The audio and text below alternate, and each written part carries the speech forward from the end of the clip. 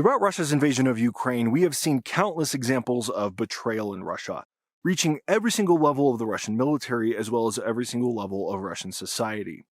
We've seen, for example, generals betraying the Kremlin and betraying Vladimir Putin, and vice versa, we have seen Vladimir Putin also betray his own generals. We've also seen Vladimir Putin betray many rich oligarchs, and many rich oligarchs begin to betray Vladimir Putin. And that betrayal has also infected the lowest rungs of Russian society, with the average infantryman, the average foot soldier, also often betraying their commanders and their fellow comrades.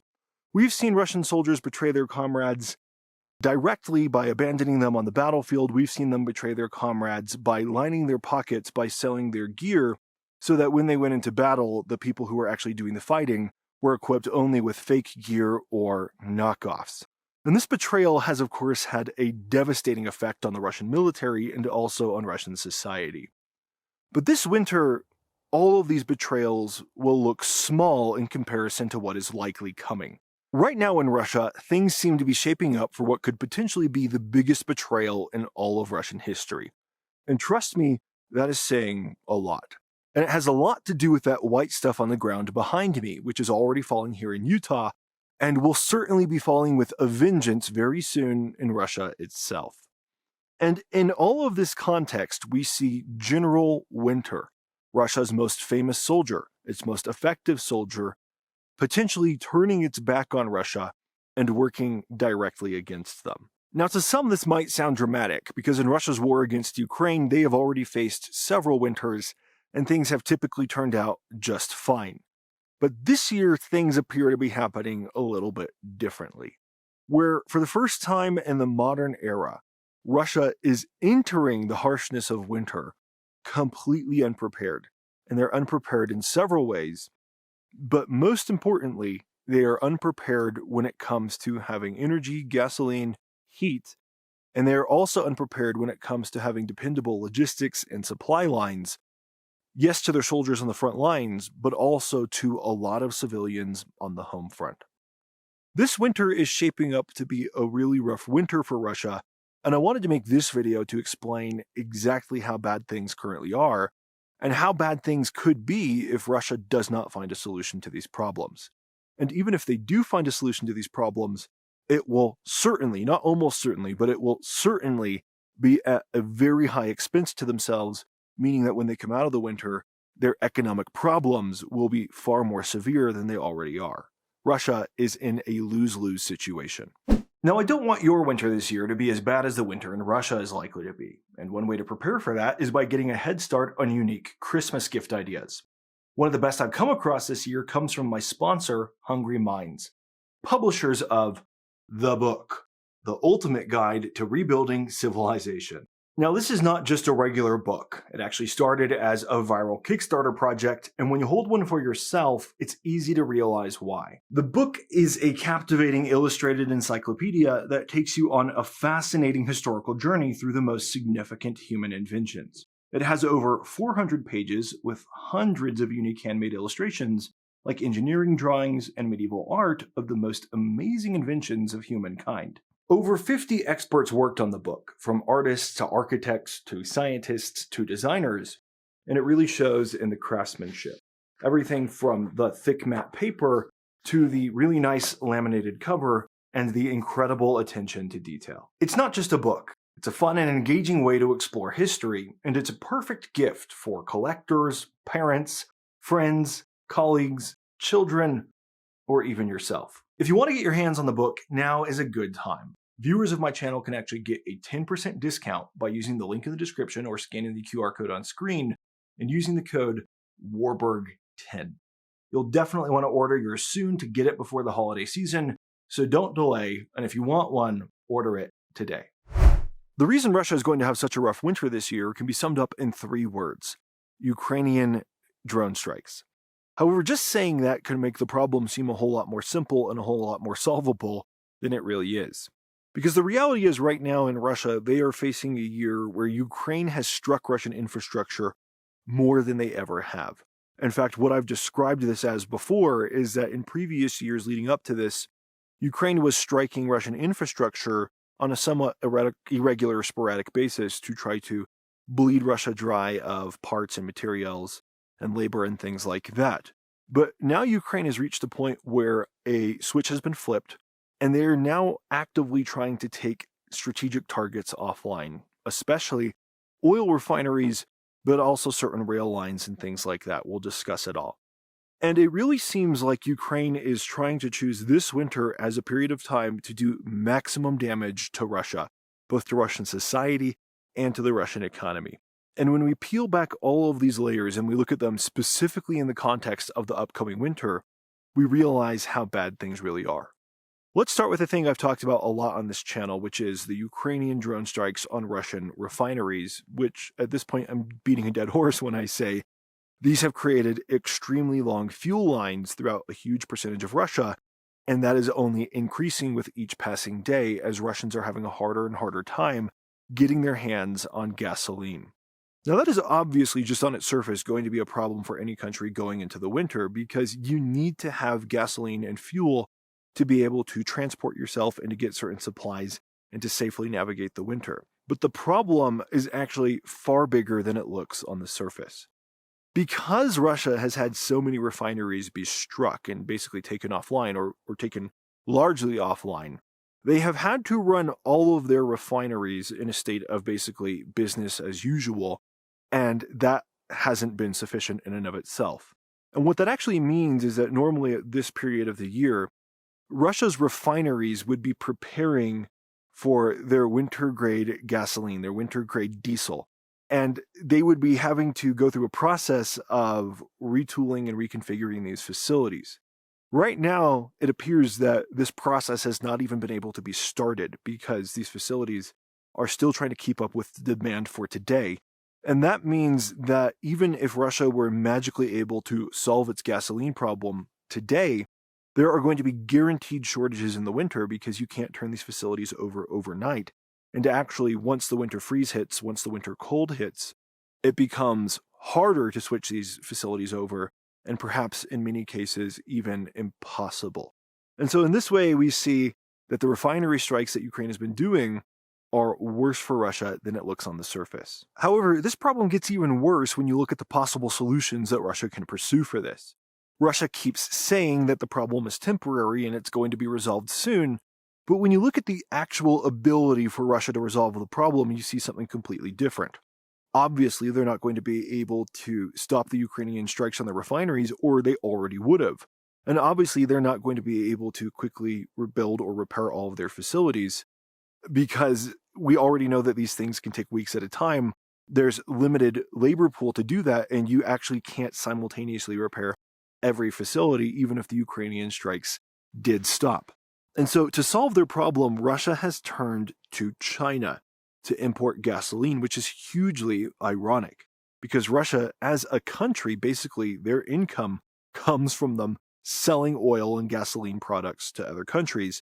And now they are being forced to import refined energy from China that is being refined from crude oil that Russia already had to sell to China at rock bottom prices. And you can almost guarantee that China will take advantage of the situation and increase the prices as much as possible. However, even if Russia is able to pay for this energy, which they will probably try to with some kind of inflation, that still is not going to solve their problem.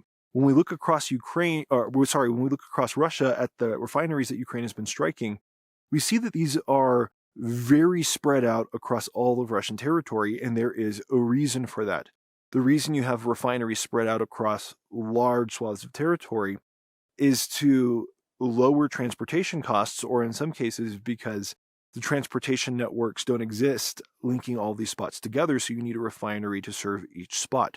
It's kind of similar to how, even though the United States is the world's largest energy exporter, we still import some refined energy from Canada because in certain spots of the country, it makes more sense to bring that energy in from Canada than it does to ship that energy across the country. And for Russia, this problem is particularly acute because if you know anything about Siberia or the far east of Russia, there's not many roads. And the roads that do exist aren't really sufficient, especially not for wide-scale winter travel. One thing that Russia has always relied on is their rail network, but the problem with the rail network is that it is designed to take high volumes of goods to specific locations like refineries. And then from those refineries, you might have trucks distributing goods. When it comes to, for example, if Russia is going to start importing energy from China, they're going to have to reconfigure their network to some degree, and they're going to have to deliver a lot more energy by truck, which is going to make everything more expensive, but it also might not actually be feasible in certain parts of Russia during the winter months, because again, the road infrastructure just simply isn't designed for that. That's why the refineries are spread across the country in the first place. And so you see, even in the best case, Russia's potential solution to this problem isn't a real solution at all. They are necessarily going to have to abandon certain parts of the country to their own devices. And when Russia abandons these certain parts of the country, it will be almost certainly the Far East and Siberia. And some people might say, well, the people in the Far East and Siberia, they've survived cold winters for a long time. They can just go out and gather wood and other heat sources, and that might be true for some people, especially in small villages and towns, but in most of the cities in Siberia, the populations have become too large to sustain that, especially if you don't have gasoline, and that's your problem in the first place. You can't drive a vehicle out to the forest and collect a bunch of wood. And even if you could, those forests aren't going to sustain those populations. And so there's going to be a whole lot of cold people in Russia this year, and they're not going to have a whole lot of energy sources to turn to. Now, what could make this problem even worse for Russia is not what Ukraine has already done, but what they could do, especially if this is a strategy that they are actively pursuing. Because Russia in particular has a heating system that is far more vulnerable than it is in pretty much any other country. Russia has a central heating system. And when I say central heating, I don't mean each house has a central heating system. I mean that in order to, for example, heat their water in Russia, they have a large facility that will serve a town or a city or a region where all the water runs through, and this facility kind of en masse heats this water and provides the heat to the homes in the surrounding area. The problem with that is that this is a very vulnerable setup. It means that there is a single point of failure where if Ukraine can get through and attack some of these facilities, and Ukraine has already demonstrated that they can get through to pretty much anything they want to get to in Russia, this will create massive problems, and Ukraine can really make Russia's heating situation unsolvable. People would be stuck in their homes because they don't have gasoline, and those homes wouldn't be receiving heat either. And this is a really good way for Ukraine if they wanted to. I'm not saying they should or they shouldn't. I'm just saying strategically, if Ukraine wanted to do this, this would be a really good way to make the average Russian really feel the cost of the war in a way that they haven't had to feel it up to this point. And that's why I say this winter is going to be more brutal than the other winters that we've already seen up to this point. However, we should look at some other aspects and shift our attention away from energy for a moment, because as it turns out, energy is only part of the problem. Another big part of the problem is the existing logistics problems that Russia has, which are only going to get worse in the winter.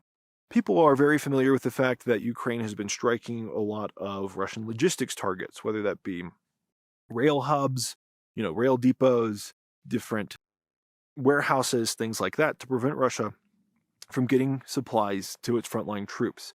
And even in the summer, Ukraine was extremely effective at this. When there are far more logistics options, there's far more roads that you can travel, for example, to divert attention away from Ukrainian drones and make sure some stuff gets through to the front line. As Russia enters winter, this equation is going to get much harder for them, especially because of a lot of bottlenecks that Ukraine has created that still haven't been solved. For example, in my last video, I talked about a train that had been destroyed by Ukraine, blown up, that over 2 months ago has still not been cleared off. And this train is stuck on these tracks, and it's not being cleared off because it's so close to Ukrainian drone range and artillery range that if Russians tried to clear this debris, they would almost certainly be eliminated, and they can't risk heavy equipment going in there to clear it out. That situation is obviously only going to be even harder in the winter, where you have to move equipment even more slowly and you have to work more slowly. And so if Russia doesn't clear this train very, very soon, like literally maybe within a month, they might not have an opportunity to do that anymore. And that's a big deal because this train is blocking basically the main rail artery onto Crimea, where Russia is able to ship military supplies, but also food, air defense systems, all sorts of things to the Crimean Peninsula. The alternative to that is, again, they have to reroute supplies onto trucks, which is a much slower process, and it bogs down the system as a whole. And it means that Russia is going into winter with some guaranteed logistics problems, and Ukraine is certainly going to try to make those worse as well. So what we see when we look at all these problems, and there's more that we can point to, is that Russia has a lot of serious issues going into the winter, which independently are a big deal, each one on their own, but they're not on their own, they're going to be combined. And a lot of these issues come down to, again, supply chains and logistics. And this is why I say General Winter is about to betray Russia. If you're familiar with the concept of General Winter is a concept that the Russians like to point to all the time to basically say that they are an invincible country. Because several different countries have tried to invade them over the course of history, and they've pretty much always failed because of the harsh Russian winter, or at least that was a major part of it. And another big part of that was the fact that Russian territory is so large that it is just really, really difficult to have reliable, dependable supply lines going across all of that territory to supply an army, especially an army that is actively trying to wage war.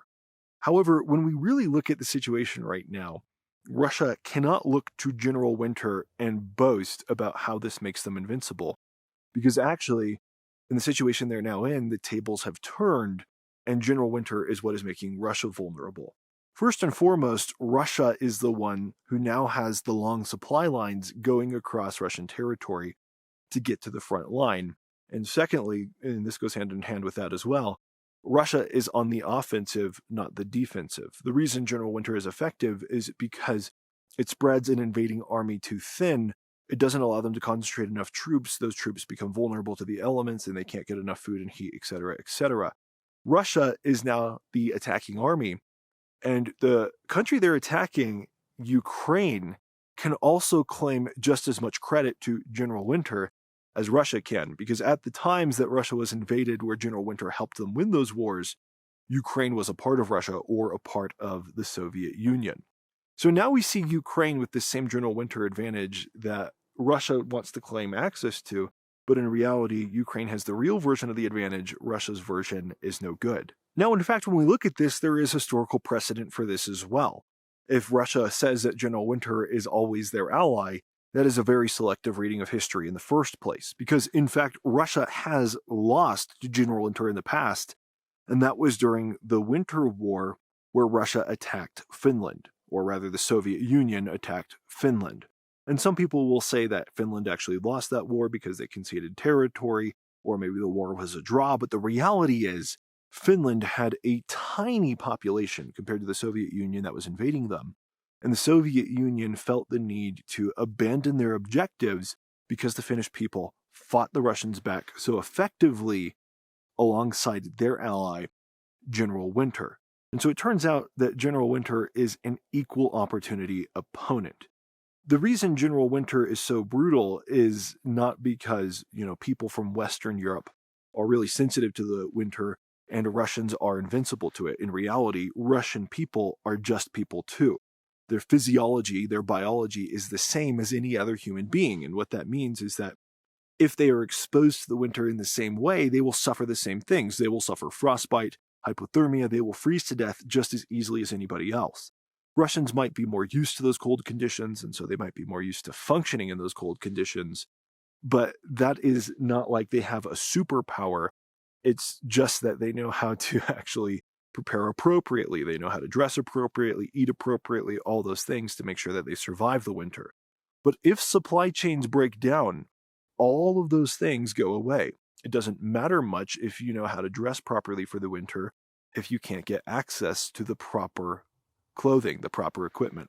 It doesn't matter much if you know how to construct shelters to escape the winter if you don't have anything to construct those shelters with. You get the picture. So long story short, it's going to be very interesting to see what happens to Russia this winter and where it all goes. And it could go in a number of different directions. Russia could largely correct for this, but they'll still have some devastating impacts. They just might not be as severe as we predicted for one of any other kind of unforeseen things. And again, I can't explain what those are because they would be unforeseen things. However, when we look at everything that we can foresee, Russia is not going to be able to prevent all of its problems. And that means that a lot of Russian people, at the very least, are going to be a lot more upset with Vladimir Putin and a lot more realizing the actual cost of this war that they've sort of been apathetic to. That could create changes within Russia potentially next year, or at least a higher likelihood of changes than what we've seen in previous years. Whatever happens, I will be here to explain all of those in depth, to follow them, and to share new things as they happen. So don't forget to like this video and subscribe to the channel to stay abreast of these updates. Hit the notification bell as well. Those things are a great way to support the channel. They're completely free. They just take a second, and it also helps you get access to great content, which I would assume you must think this content is pretty great if you watched this long into the video. That being said, if you do really enjoy this content, also please consider supporting this channel. Consider becoming a patron or a YouTube channel member. Those things are completely voluntary, but they really do help me out a lot, and I'm really grateful to all my supporters who make videos like this possible on a regular basis. Thanks so much for watching. I'll see you guys on the next one.